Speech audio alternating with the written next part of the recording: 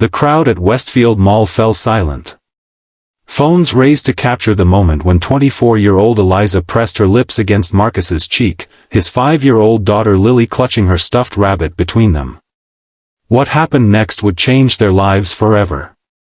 If you've ever believed in second chances or the power of unexpected love, hit that like button and subscribe to see more stories that remind us what matters most in this complicated world. Marcus Jenkins never planned on raising Lily alone. At 32, his life had become an exhausting routine of early morning school preparations, rushed commutes to his accounting job, and evenings spent helping with homework while trying to keep their small apartment from descending into chaos. The wedding ring he still wore had become more habit than memorial, though it had been 3 years since cancer took Sarah away, leaving him with a toddler and a hollowness that seemed impossible to fill. "Daddy, my shoe is untied again," Lily announced, balancing precariously on one foot in the middle of the crowded mall. Marcus sighed, setting down the shopping bags filled with school supplies and kneeling to tie the sparkly pink laces that never seemed to stay knotted. "We need to get you shoes with Velcro, kiddo," he said, tucking a strand of her dark hair behind her ear. She had Sarah's eyes, deep brown with flecks of gold that caught the light when she laughed. "But I'm learning to tie them myself," Lily protested. "Ms. Eliza says I'm getting really good." "Ms. Eliza." Marcus smiled despite his exhaustion. Eliza Chen had been Lily's kindergarten teacher for only 2 months, but she'd already become the highlight of his daughter's daily stories. Eliza with the colorful classroom. Eliza who read books with different voices for each character. Eliza who noticed that Lily sometimes sat alone at lunch and started a friendship table where kids took turns sitting together. "Well, if Ms. Eliza says so, it must be true," Marcus replied, standing up and gathering their bags. "Ready for ice cream before we head home?" Lily's face lit up, but before she could answer, a voice called out from behind them. "Lily? Mr. Jenkins?" Marcus turned to see Eliza Chen approaching, dressed in jeans and a simple blue sweater instead of her usual professional attire. Without the classroom setting, he was struck by how young she looked, probably fresh out of college, with an energy that made her seem perpetually in motion even when standing still. "Ms. Eliza." Lily broke free from Marcus's hand and ran toward her teacher, nearly colliding with a teenager absorbed in his phone. "Careful, Lily Bug," Eliza laughed, steadying the child. She looked up at Marcus with a warm smile. "Saturday shopping?" "School supplies and new shoes," Marcus explained, suddenly aware of his unshaven face and the coffee stain on his shirt. "Lily outgrows everything overnight, it seems." "I'm getting ice cream," Lily announced proudly. "That sounds amazing," Eliza said, her eyes crinkling at the corners. "I was just about to grab lunch myself." Marcus hesitated, then heard himself saying, "Would you like to join us?" "For ice cream, I mean. Or lunch. Or both." He winced at his awkwardness. Eliza's smile widened. "I'd love that." The food court was packed with weekend shoppers, but they managed to find a small table near the center. Lily chatted animatedly between bites of chocolate ice cream, while Marcus found himself relaxing for the first time in weeks. There was something about Eliza that made conversation easy. She listened intently, asked thoughtful questions, and laughed with her whole body when something amused her. "So you grew up in Seattle?" Marcus asked, watching as she helped Lily wipe ice cream from her chin. "Born and raised. My parents still live in the house where I grew up," Eliza confirmed. "They're both professors at UW. They had my whole life planned out. I'd follow in their academic footsteps, publish groundbreaking research, the works. But instead you chose kindergartners and glitter glue," Marcus observed. Eliza laughed. "Exactly. You should have seen their faces when I switched my major to early childhood education. My mother didn't speak to me for a week." She leaned forward. "But I've never regretted it. Not once." "Ms. Eliza makes the best art projects," Lily interjected. "We made family trees last week," and mine had a special star for mommy in heaven. Marcus felt the familiar tightness in his chest whenever Sarah was mentioned unexpectedly. He reached for Lily's hand, giving it a gentle squeeze. Eliza's expression softened. Lily's tree was beautiful. She told the class all about her mom's favorite flowers and how she used to sing songs about rainbows. She remembers that? Marcus asked quietly. She remembers a lot, Eliza said. She talks about her mom often during sharing time. Marcus nodded, throat suddenly tight. I worry sometimes that the memories will fade for her. She was so young when Sarah died. That's why what you're doing is so important, Eliza said, her voice gentle but firm. Keeping those stories alive. Their conversation was interrupted by a crash from a nearby table, where a harried mother was trying to clean up a spilled drink while her toddler wailed. Without hesitation, Eliza grabbed napkins and went to help, kneeling beside the child and producing a small puppet from her purse that immediately transformed tears into giggles. Ms. Eliza is magic, Lily whispered to Marcus, her eyes wide with admiration. She certainly seems to be, Marcus agreed, watching as Eliza chatted easily with the grateful mother. When she returned to their table, Eliza glanced at her watch and sighed. I should probably get going. I promised to help my friend set up for her gallery opening tonight. You like art? Lily asked. I love art, Eliza confirmed. My friend Maya takes photographs of people all over the city, regular people doing extraordinary things. That sounds fascinating, Marcus said, surprised by his disappointment that their impromptu lunch was ending. It is, Eliza hesitated, then added, you two should come. It's at the small gallery on Pike Street, starts at 7. Very casual, and they'll have juice boxes for kids. Before Marcus could formulate a response, Lily clapped her hands. Can we go, Daddy? Please. Marcus looked at his daughter's hopeful face, then at Eliza's expectant one. When was the last time he'd done anything social in the evening? Between work and parenting, his world had contracted to the essential routines of survival. We'd love to, he heard himself say. Eliza's smile was radiant. Great. I'll text you the address. She pulled out her phone, then looked up sheepishly. I mean, if that's okay? For school-related things? Marcus fumbled for his own phone. Of course. For school-related things. They exchanged numbers, and Eliza knelt to give Lily a quick hug goodbye. As she stood, she impulsively leaned forward and kissed Marcus lightly on the cheek. See you tonight, she said softly.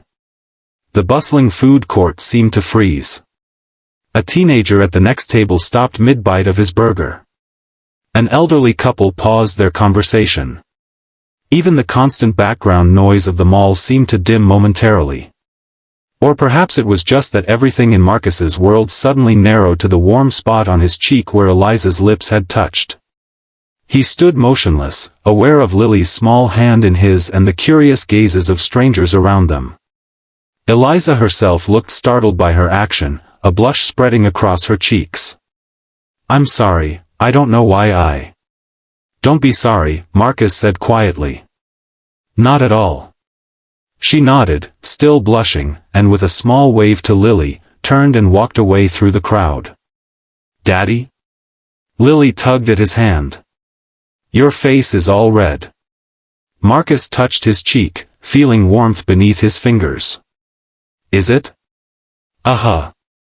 Like when I have a fever. She looked up at him curiously. Do you like Ms. Eliza? The question, so simple and direct in the way only children can manage, caught Marcus off guard. Did he like Eliza? He barely knew her outside of parent-teacher conferences and the occasional morning drop-off conversation. And yet there was something about her, a genuineness, a warmth that seemed to reach past the careful barriers he'd constructed around his heart since Sarah's death. I think Ms. Eliza is very nice, he answered carefully. Lily nodded sagely. I think she likes you too.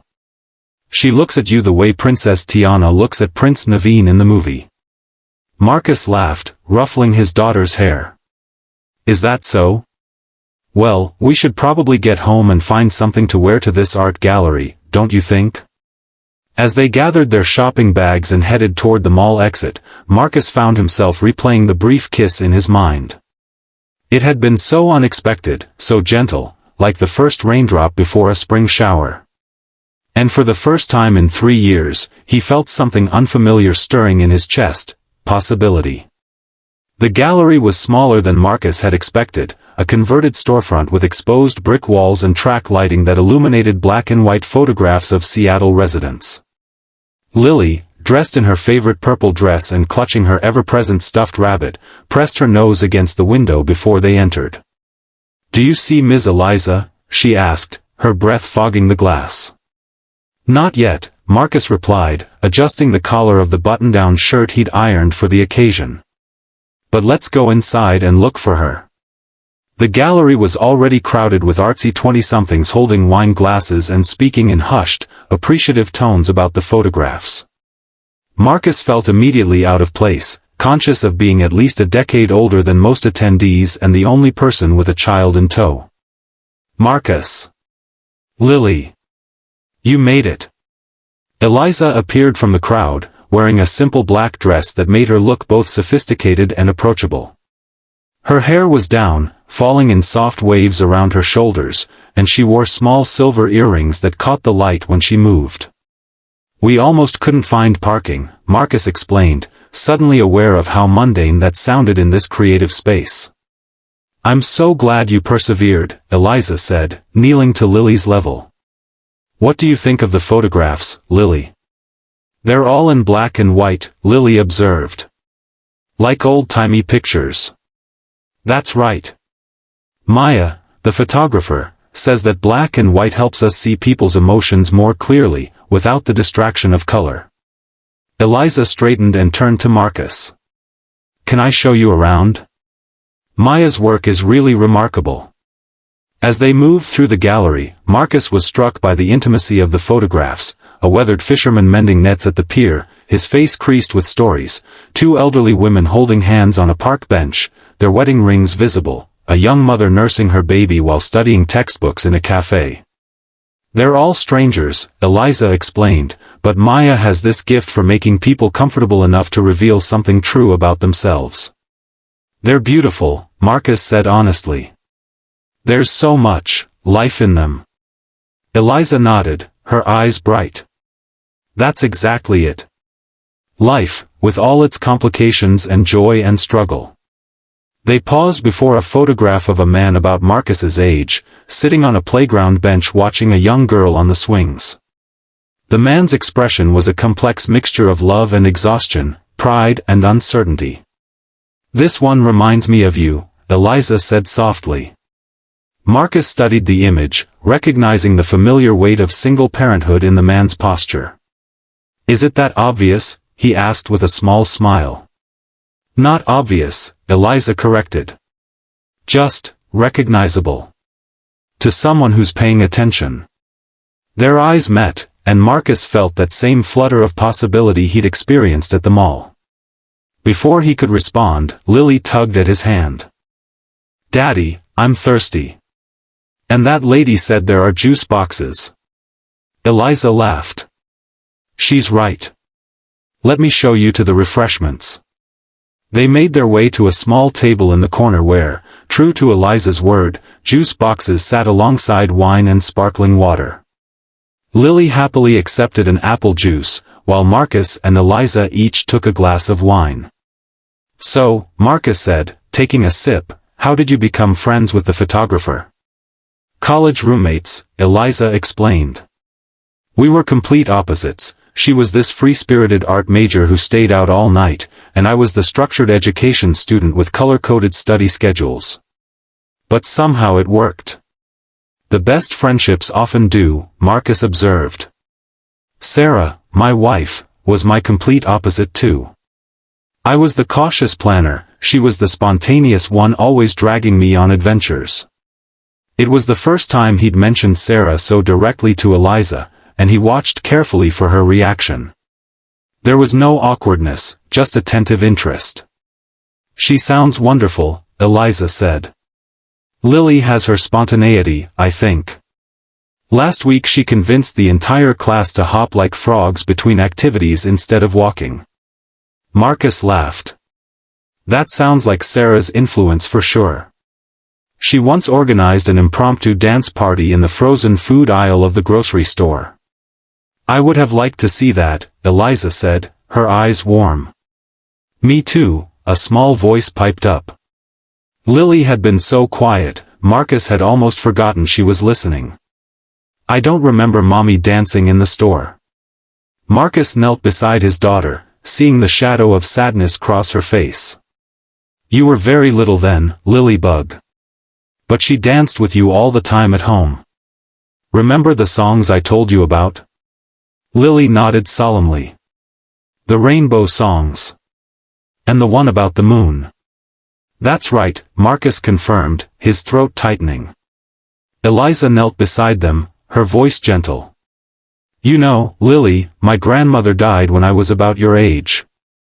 And sometimes when I miss her, I do things that remind me of her, like baking her special cookies or looking at the stars, because she loved astronomy." "What's astronomy?" Lily asked, momentarily distracted from her sadness. "It's the study of stars and planets," Eliza explained. "My grandmother had a telescope, and she taught me all the constellations." "Did your daddy get sad too?" Lily asked, looking between Eliza and Marcus. Eliza's expression softened. "My dad did get sad, yes. Adults get sad too when they miss someone they love." Lily considered this, then declared with the certainty only a 5-year-old could muster, "Daddy doesn't dance anymore. Mommy took the dancing with her to heaven."